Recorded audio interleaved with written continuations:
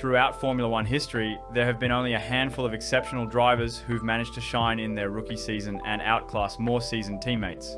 So today we're taking a look at some of those standout rookies and who they pulled it off against. And it's interesting because it's been 7 years since we last saw a rookie outperform his experienced teammate. That was all the way back in 2018, and the rookie was Charles Leclerc. After winning back-to-back Formula 3 and Formula 2 titles as a Ferrari Academy driver, Charles made his F1 debut in 2018 with Sauber. He replaced Pascal Wehrlein and was partnered with Marcus Ericsson. Wehrlein, despite outperforming Ericsson in 2017, was dropped due to several non-performance related factors and internal team politics, but that's a discussion for another time. By then it was Ericsson's 5th season in Formula 1 and his 4th with Sauber, so it was expected that he would have an edge over the rookie. But my God, were we wrong. Despite suffering 5 retirements during the season, Charles convincingly outperformed Marcus and finished 13th in the standings. He scored 39 points while Marcus managed just 9 and finished 17th. Charles' best result came in Baku, where he finished 6th. He scored points in 10 races throughout the season, catching the attention of everyone in the paddock. His consistent performances forced Ferrari's hand, and they signed him for the 2019 season on a multi-year contract as they didn't want another top team to swoop in and snatch him away. Getting to drive for Ferrari in just your second season is exceptional, regardless of how the team is performing at the moment. He beat Ericsson 17 times out of 21 in qualifying, which speaks volumes about the dominance Charles showed that year. And with that kind of form, 2018 ended up being Marcus Ericsson's final season in Formula 1. As his contract wasn't renewed and he failed to secure a seat for 2019. And 2018 wasn't the only time Ericsson was outperformed by a rookie. Back in 2015, he had joined Sauber after a stint at Caterham and was partnered with rookie Felipe Nasr, who had just finished 3rd in Formula 2. While Felipe's season wasn't as dominant as Charles would be later, he still outperformed Marcus by a clear margin. Nasr scored 27 points and finished 13th in the standings, while Marcus managed just 9 points and ended up 18th. In terms of qualifying, the two were fairly close, and there wasn't usually a big pace gap between them, but Felipe proved to be the more consistent of the two. He also delivered Sauber's best result of the season, with a 5th place finish in his very first race in Australia. Both drivers were retained for 2016, and once again Felipe outperformed Ericsson. But despite an impressive rookie debut and a solid second year, Felipe was dropped by Sauber for 2017 and couldn't secure another race seat. He never made a return to Formula 1 after that. Now, I'm skipping Valtteri Bottas' 2013 season because the points difference was minimal, even though he did finish ahead of his more experienced teammate Pastor Maldonado. Plus, Williams had a very weak car that year, and both drivers only managed to score points in a single race. The difference in pace and results between them was not very big, so it doesn't quite stand out like the other rookie performances we're covering. Instead, we're going to look at the year 2007, which I personally think is one of the greatest Formula 1 seasons ever. That year saw several impressive rookies enter the F1 grid. Let's start with what is arguably the most remarkable rookie debut in F1 history. That was of Lewis Hamilton. After winning Formula 3 and Formula 2 in consecutive years, there was huge hype surrounding Lewis's arrival in 2007 with the iconic McLaren team. And he wasn't just joining any ordinary teammate, he was partnering the reigning 2-time world champion, Fernando Alonso. So it was never going to be a walk in the park for Lewis. He kicked off the season with a 3rd place podium in Australia, just behind his teammate in 2nd. And what followed that was astonishing. Hamilton went on to score 9 consecutive podiums, more than any rookie had ever managed in F1. He also claimed 4 wins and finished the season with 12 podiums, matching Alonso, and he became the youngest driver to lead the World Championship. He was on course to win the title, but a crucial mistake in the penultimate round in China complicated things. Heading into the final race in Brazil, Hamilton led Alonso by 4 points and Raikkonen by 7. He qualified 2nd, ahead of both rivals, but a gearbox issue early in the race dropped him to the back of the field.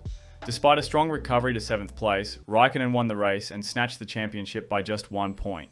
It was one of the closest title fights in F1 history. Hamilton came within a single point of becoming world champion in his debut year, but it just wasn't meant to be. He and Alonso ended the season tied at 109 points, with Hamilton finishing ahead, a testament to how extraordinary that rookie campaign was. And what makes it even more impressive? His teammate was Fernando freaking Alonso in his absolute prime. Throughout the season, tensions between them boiled over, affecting both their on-track battles and off-track dynamics. The situation got so intense that Alonso and McLaren mutually agreed to part ways at the end of the year, while Hamilton signed a £50 million contract to stay with the team through 2012. What's more shocking is that Alonso was forbidden from joining any team McLaren considered their primary challengers for 2008, meaning he couldn't join Ferrari or BMW.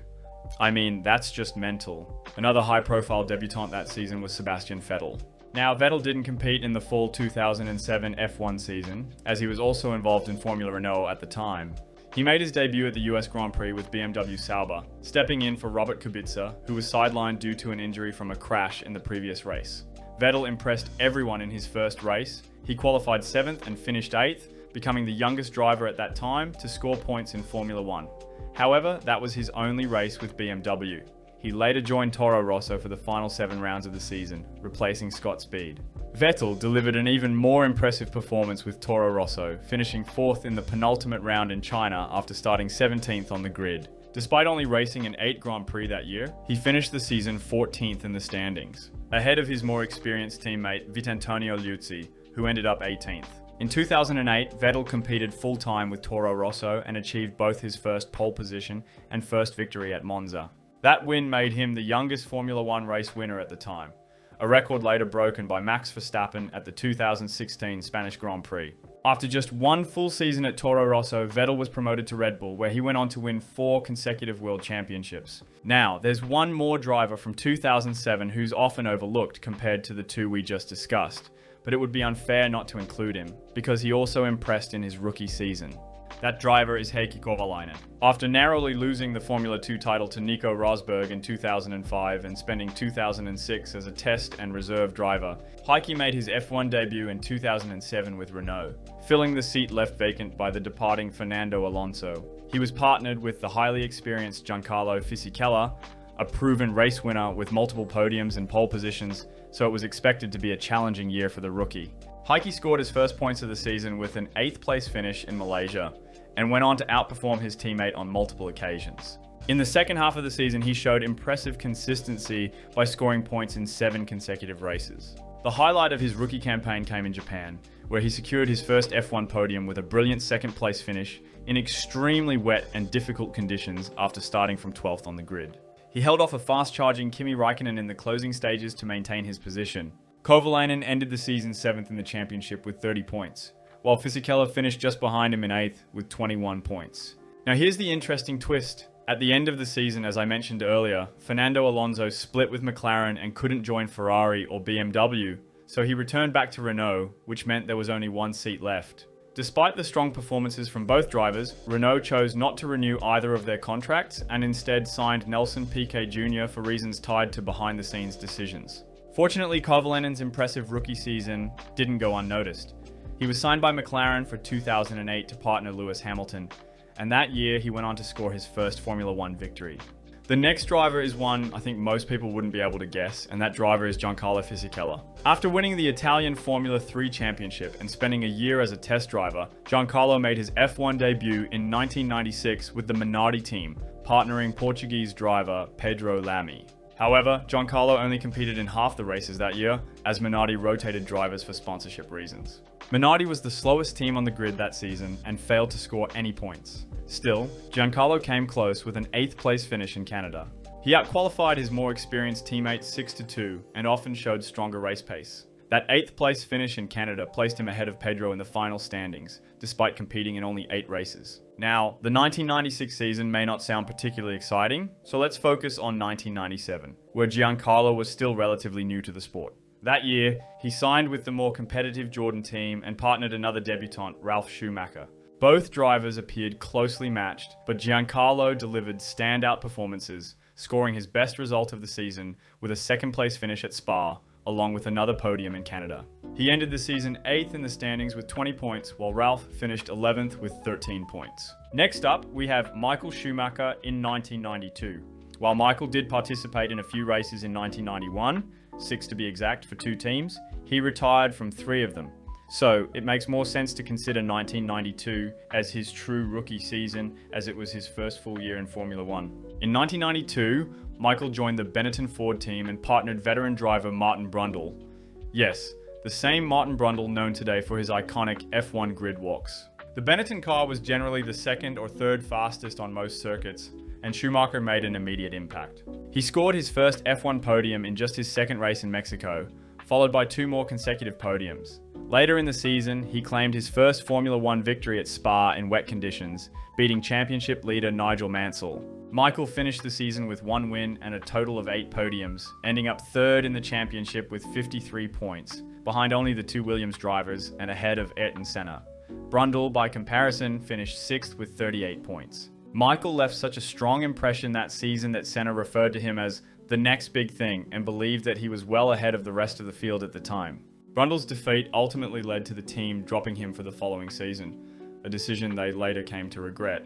And the last driver on the list is John Alesi, who made his Formula One debut in 1989 with the Tyrrell team while simultaneously competing in the International Formula 3000 Championship.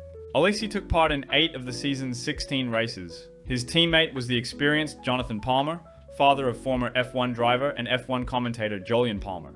Alesi made an immediate impact by finishing 4th in his debut race, his home Grand Prix in France, giving the team their best result of the season. He matched that with another 4th place finish at the Spanish Grand Prix and added an impressive 5th place finish at Monza. The team was so impressed by his performances that they immediately offered him a new 1-year contract. That same year, Alesi also won the Formula 3000 Championship. Despite competing in only half the races, Alesi ended the season 9th in the standings with 8 points, while his teammate finished 25th with just 2 points. Following the tough season and being outperformed, Palmer retired from Formula One at the end of the year. For his first full F1 season in 1990, Alesi was partnered with the experienced Satoru Nakajima, and once again emerged as the lead driver. He scored 2 podiums that season, despite driving a car that wasn't particularly competitive, and once again finished 9th in the standings, while Nakajima ended up 15th. His 2nd place finishes in the US and Monaco Grand Prix caught the attention of the entire paddock. Even before mid-season, top teams like Williams and Ferrari were competing to sign him. In the end, Alesi chose to join Ferrari, forming an all-French lineup with his fellow countryman Alain Prost for the 1991 season. And that's it for this video, guys. If you enjoyed it, give it a like and don't forget to subscribe. If you'd like to support the channel, please consider joining the membership. Also, let me know in the comments which rookie debut you think was the most impressive, and I'll see you guys in the next video.